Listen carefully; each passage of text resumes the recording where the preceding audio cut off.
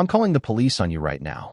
That's what Karen screamed at me when her precious master keys couldn't unlock my car, her voice echoing through the pine trees like she was summoning backup for World War III.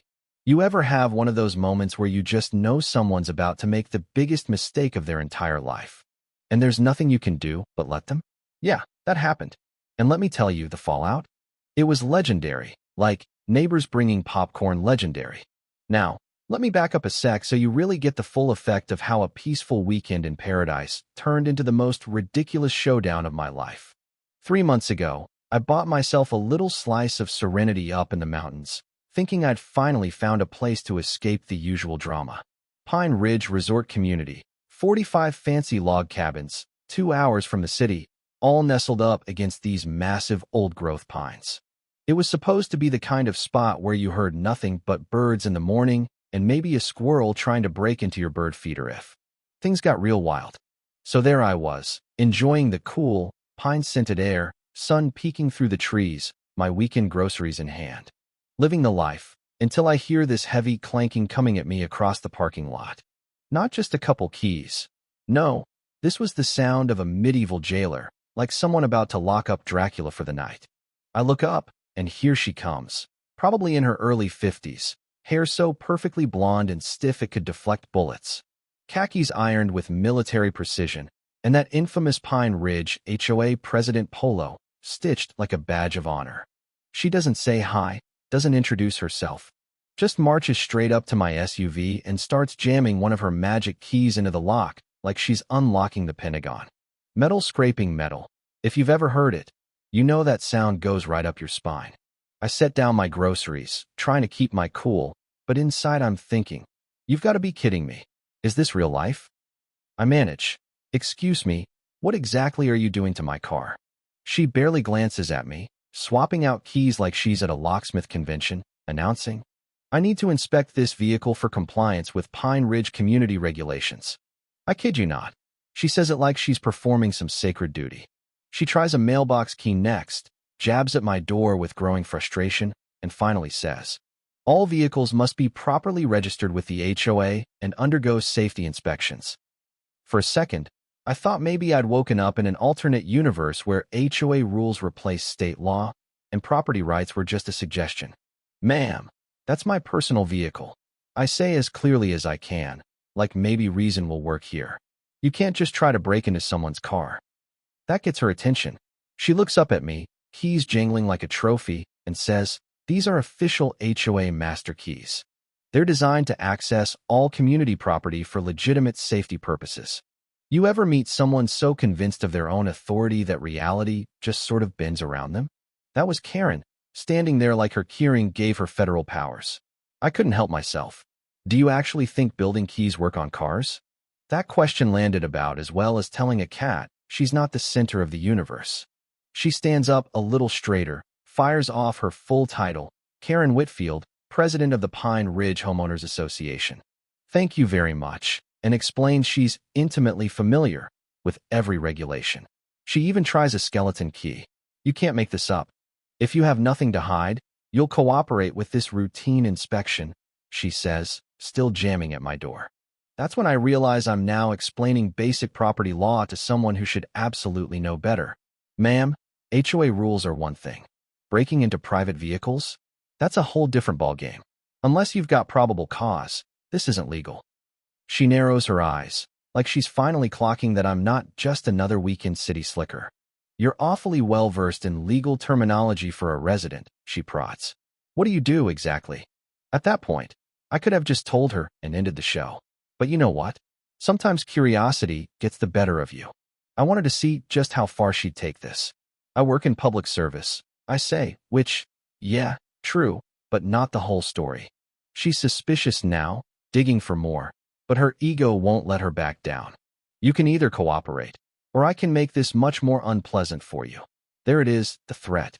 She says she's got connections with the proper authorities, and if I'm hiding something, they'll find out. Irony's so thick, you could spread it on toast. I just nod, tell her to call whoever she likes, and go back to my groceries.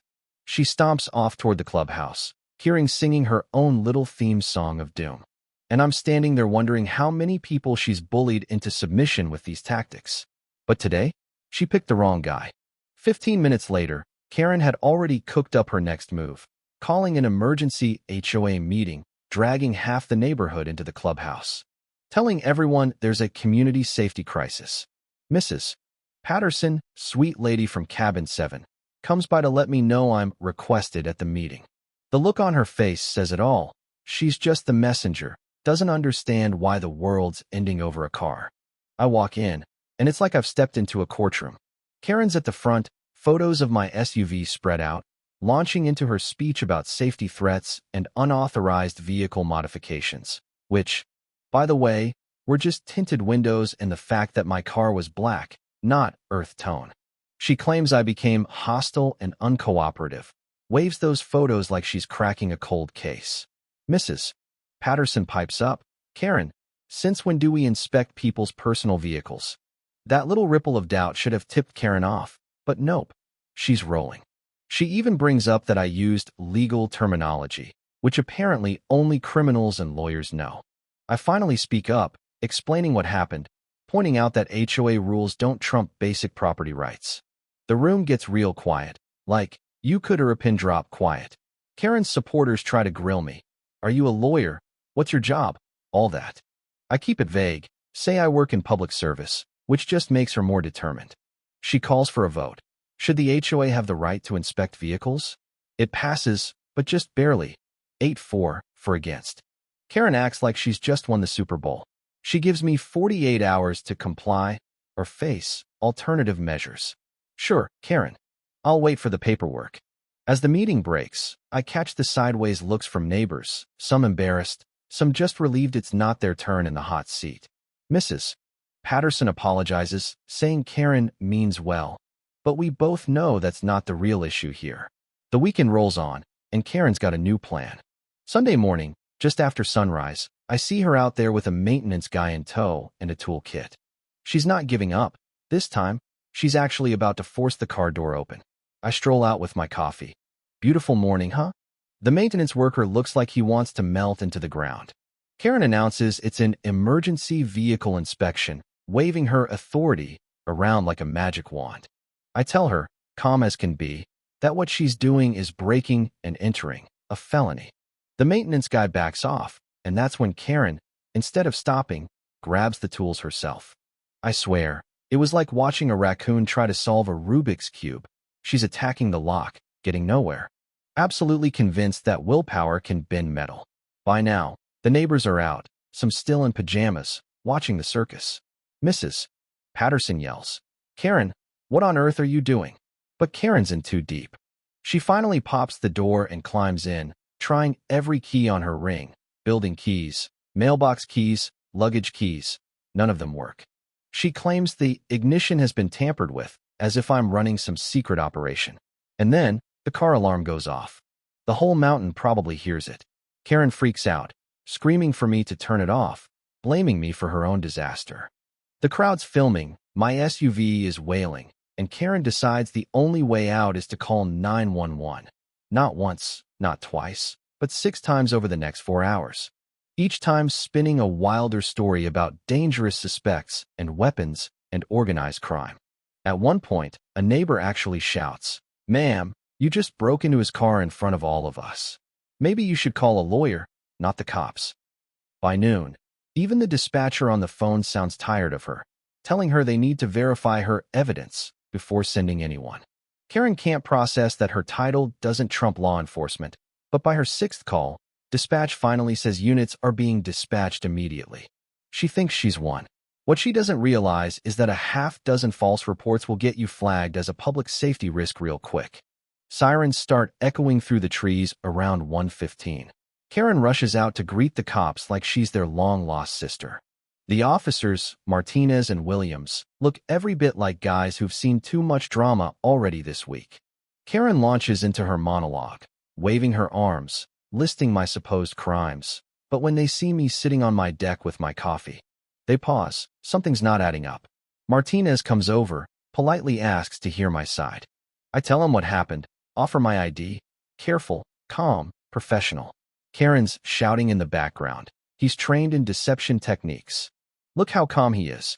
Williams goes to check my car, finds the scratches, the bent lock, the whole mess. Martinez checks my license, then does a double take. Shows it to Williams. Sir, this says you work in law enforcement. Is that right? I nod. Yes, that's correct. County law enforcement. Karen starts to wilt a bit, but clings to her story, sure that somehow my job proves her case. Martinez radios in for verification. Dispatch's response is interesting. They ask for our location and tell the officers to handle this with special consideration. Even Karen's picking up that something isn't going as planned. Eventually, dispatch connects us to the sheriff himself, who says, Officers, you need to know, the man you're investigating is Sheriff David Clark from Riverside County. Please treat this situation accordingly. You could have heard a pine needle drop. Martinez and Williams look at me, then at Karen, who goes from red-faced fury to a shade of pale I didn't know humans could achieve. That's impossible, she mutters. Sheriffs don't live here. Williams actually snorts, trying to hold back a laugh. Martinez, barely holding it together, says, Ma'am, you just confessed to breaking into the sheriff's car in front of witnesses, while reporting him for being suspicious. Karen tries one last desperate move. He should have identified himself. This is entrapment. Martinez shakes his head. Ma'am, that's not how entrapment works. And people don't need to announce their job to avoid having their cars broken into by neighbors. Phones come out again, but this time, they're all pointed at Karen. Her reign of terror was over, right there on the deck in front of half the community. 6 months later, Pine Ridge is a different place. Karen lost her position, her cabin, her dignity. Turned out the law takes a dim view of 6 false police reports and attempted break-ins. The community's thriving, new families moving in, people laughing together again. Martinez and Williams even drop by now and then, swapping stories from what's now known as the Karen Chronicles. That body cam footage? Mandatory viewing at the local academy. And sometimes, when the sun's setting through the trees and the barbecue's going, someone will ask, Hey, you think Karen's harassing some new neighborhood right now? We all laugh. But it makes you wonder, what does real authority actually look like? Is it about titles and keys? Or is it about respect, competence, and knowing when to let people dig their own holes? So here's my question for you. Have you ever witnessed karma work this perfectly, or seen justice served so satisfyingly? Share your stories, your thoughts on what's right and what's just, down in the comments. Let's hear where you draw the line between authority and abuse. And hey, if this tale put a smile on your face, give it a like, and don't forget to pass it on. Sometimes the world needs a good reminder that sooner or later, we all answer for the keys we try to wield.